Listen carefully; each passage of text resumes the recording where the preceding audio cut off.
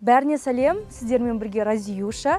Мен секіргіштер анимациялық фильмінде Даянның дауысын дыбыстадым. Кішкентай тәжді қайдан алған? Осыған таң қалдың ба? Бұл менің алғашқы дыбыстауым. Шыны керек, мен басында өте қатты қобалжыдым. Мен ойдағыдан да күшті өтті барлығы. Негізі мен бірінші рет секіргіштердің трейлерін көргенде өте күшті анимациялық фильм деп ойладым. Сол кезде бару керек деп ойлаған едім. Кенеттен мені дыбыстауға шақырды. Мен үшін бұл үлкен мәртебе. Және де мен осы секіргіштердің қазақ тілінде дыбыстауына кішкене болсын үлес қосқаныма өте қуаныштымын. Бірақ мен даусымды естігенде сендер тауып алмайтын сияқтысыңдар.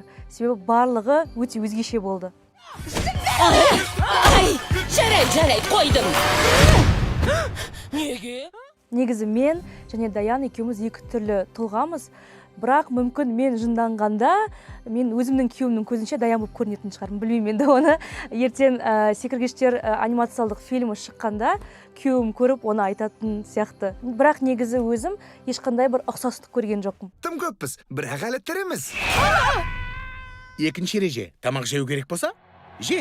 Мүмкін мен блогер саласында ұзақ уақыт болғандықтан, маған блогерлік саласы оңай болып көрінеді. Дыбыстау саласын басында мен оңай деп ойладым өзім негізі. Мен үшін бұл бірінші жұмысым болғандықтан, басқа бір дауысты шығару, немесе дыбыстау мен үшін өте қиын болды.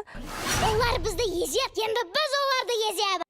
Достар, сіздерді 5 наурыздан бастап секіргіштер анимациялық фильміне шақырамын. Қызық болатынына сенімдімін. Міндетті түрде келіңіздер. Біз Даян екеуміз сіздерді күтеміз. Айда, тез, зымыран. 2026 наурызында кинода.